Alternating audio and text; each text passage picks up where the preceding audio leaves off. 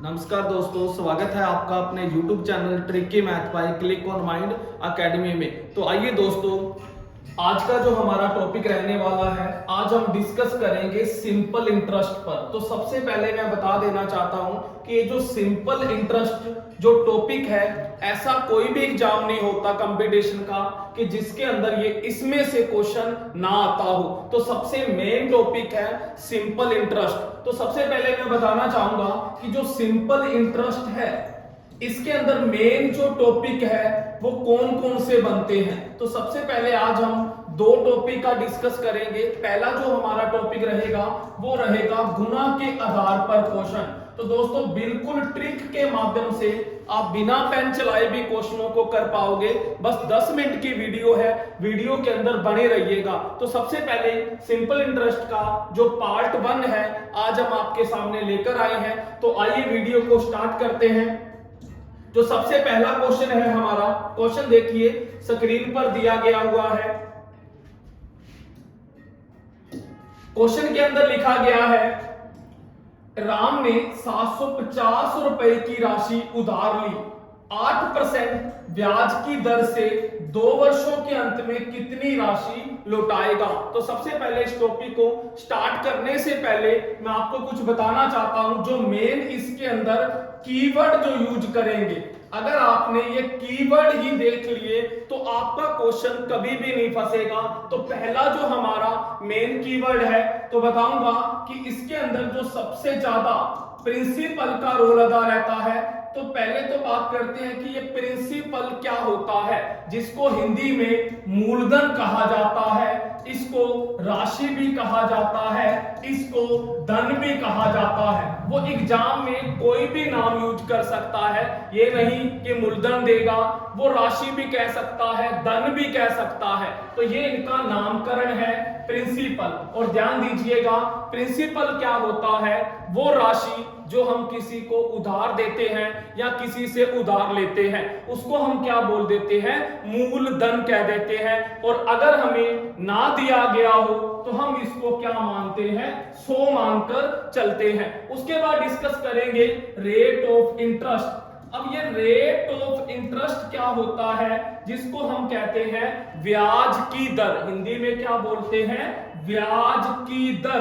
और इसकी जो पहचान होती है वो क्या होती है, प्रतिशत में दी होती है। 10%, 5%, 2.5%, 3.5%। तो जिसके पीछे प्रतिशत लगा हो उसको हम क्या कहते हैं, ब्याज की दर यानी कि रेट ऑफ इंटरेस्ट बोला जाता है। उसके बाद हम डिस्कस करते हैं, मेन है टाइम। अब समय की बात करते हैं कि कितने समय के लिए पैसा उधार दिया। तो यहां पर मैं बताऊंगा 3 कैटेगरी बनती है। पहले तो हम डे में पैसा उधार दे सकते हैं, जैसे कि डे का मीन 15 दिन के लिए, 45 दिन के लिए, इसी तरह 75 डे के लिए। यहां पर याद रखिएगा, अगर हम डे में पैसा उधार देते हैं तो बाय में हम 365 लगाकर चलेंगे। जैसे 15 दिन के लिए पैसा उधार दिया तो हम क्या लेंगे, समय जो लेंगे 15/365 लिया जाएगा पहला। उसके बाद में बात करते हैं मंथली। अगर हम किसी को मंथली पैसा उधार देते हैं, जैसे 4 महीने के लिए, 3 महीनों के लिए, 7 महीनों के लिए, तो मंथली के बारे में हम 12 लगाकर चलेंगे। जैसे 7 महीनों के लिए पैसा उधार दिया तो हम क्या लिखेंगे, 7/12। ये याद रखिएगा।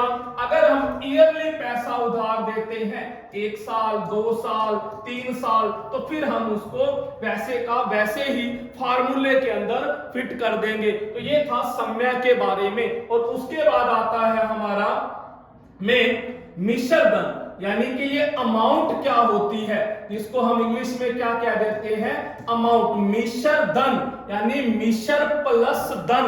मिश्र का मीन क्या होता है हमारा, ब्याज, और धन का मीन क्या होता है, मूलधन। अगर हम मूलधन और ब्याज को जोड़ दिया जाए तो वो हमारा क्या बन जाता है, मिश्र धन बन जाता है। और उसके बाद हम डिस्कस करेंगे अब ब्याज के बारे में, यानी जो साधारण ब्याज है उसको कैसे निकाला जाता है। हम तो बिल्कुल शॉर्ट में चलेंगे, फिर भी आपको पता होगा कि ब्याज क्या होता है, मूलधन गुना दर गुना समय बटे 100, यानी कि P into R into T upon 100। लेकिन एक फार्मूला यहां पर और याद रखिएगा, हम ब्याज को क्या लेंगे, RT% लेकर चलेंगे, यानी कि दर और समय की मल्टीप्लाई करके भी हम बराबर किसके रख सकते हैं, ब्याज के रख सकते हैं। तो आइए दोस्तों अब हम टॉपिक को स्टार्ट करने जा रहे हैं। तो सबसे पहला क्वेश्चन देखिए, पहचानिए इस क्वेश्चन में क्या दिया है। राम ने 750 रुपए की राशि उधार ली, यानी हमें प्रिंसिपल दिया है कितना, 750। अभी बताया जिसके साथ परसेंट लगा हो उसको हम क्या कहते हैं, दर बोला जाता है। और 2 वर्ष यानी कि समय कितना है, 2 साल। तो पूछा है कितनी राशि वापिस करेगा। तो दोस्तों वापिस जो राशि की जाती है वो ब्याज मिलाकर यानी कि मिश्र धन दिया जाता है। तो क्या फार्मूला होता, अभी बताया साधारण ब्याज का, P into R into T upon 100। तो P हमारा कितना है, 750, दर कितनी है 8, समय 2 अपॉन 100। इसको आप कैंसिल कर लीजिएगा तो आपके पास क्या आ जाएगा, आंसर आ जाएगा 120। तो ये हमारा क्या आ चुका है, ब्याज आ चुका है। तो कितनी राशि, उसने 750 रुपए उधार लिए और 120 ब्याज बन गया। तो अब वह 870 रुपए क्या करेगा, वापिस करेगा। बिल्कुल जीरो लेवल का क्वेश्चन था, फार्मूला पुट किया, सब कुछ दे रखा था। धीरे धीरे जो एग्जाम के अंदर क्वेश्चन पूछे जाएंगे वो इस टाइप के नहीं आते हैं, वो भी हम डिस्कस करेंगे। तो नेक्स्ट क्वेश्चन की तरफ बढ़ते हैं।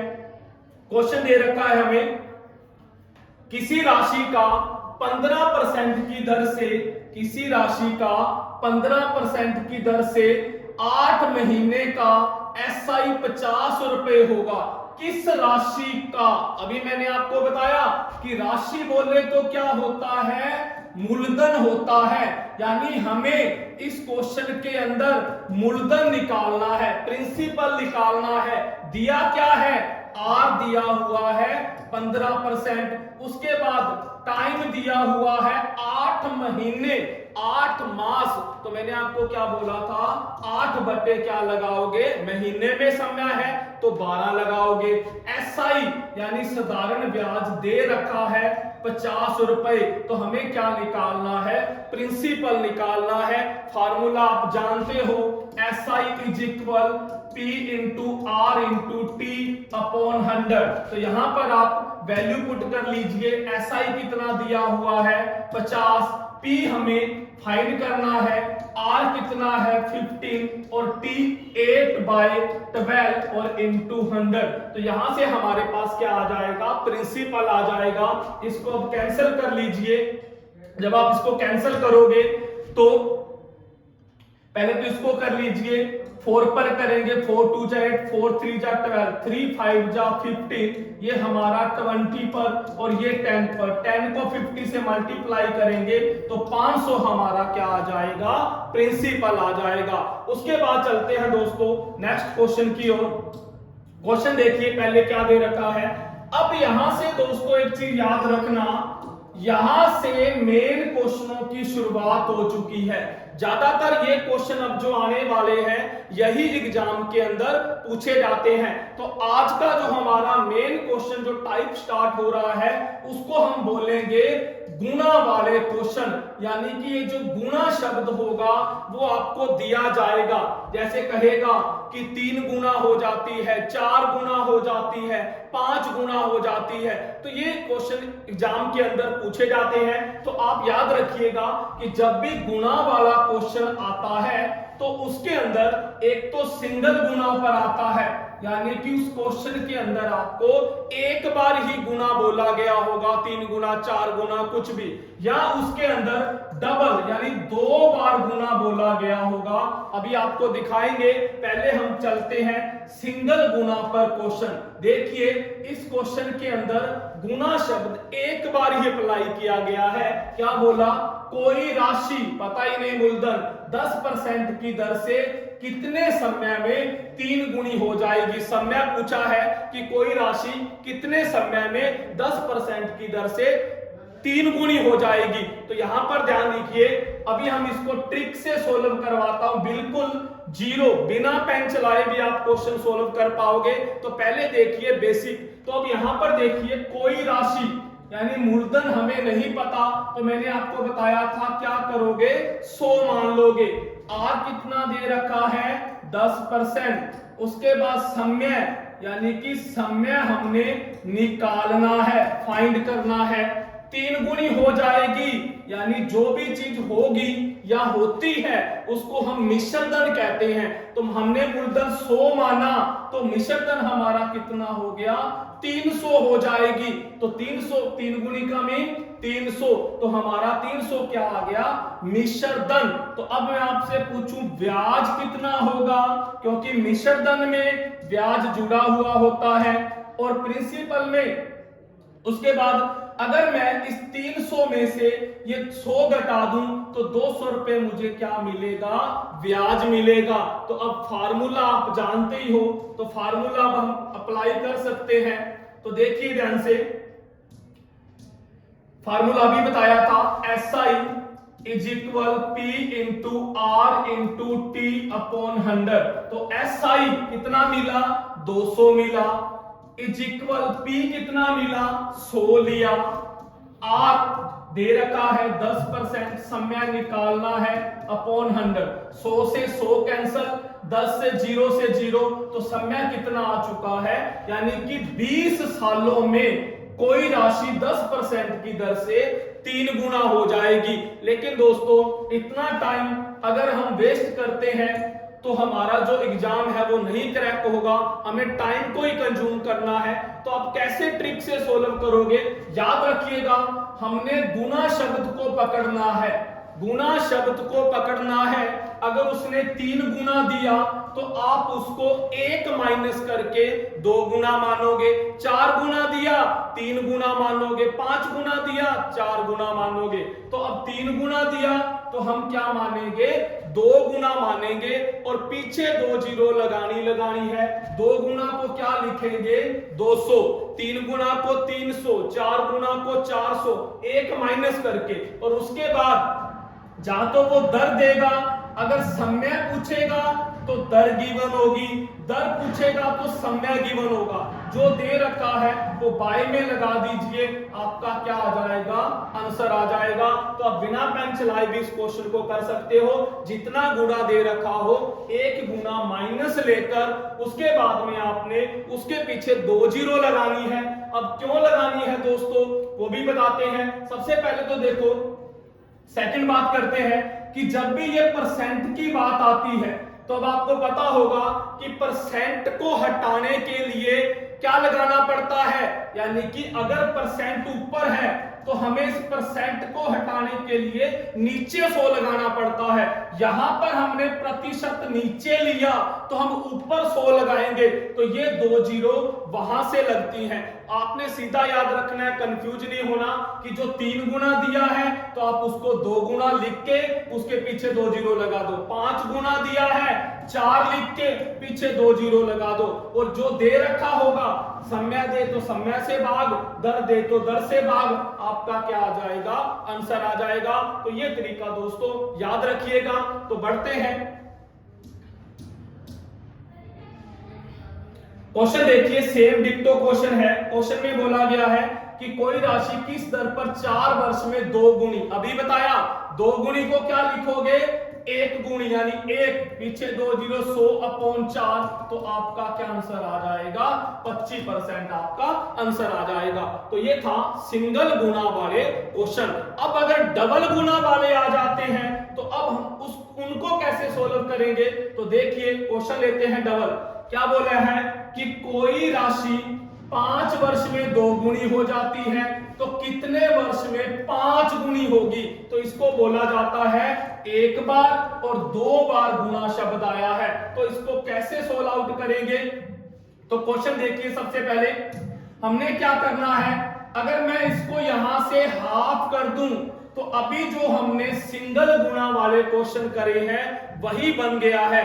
तो इस हाफ को तो आप वैसे ही सोल्व करो, क्या करना है, 2 गुना दिया है तो आप उसको 1 गुना मानोगे यानी कि 100 लोगे। उसके बाद समय दिया 5 तो डिवाइड करोगे तो क्या आ गया आंसर आपका 20।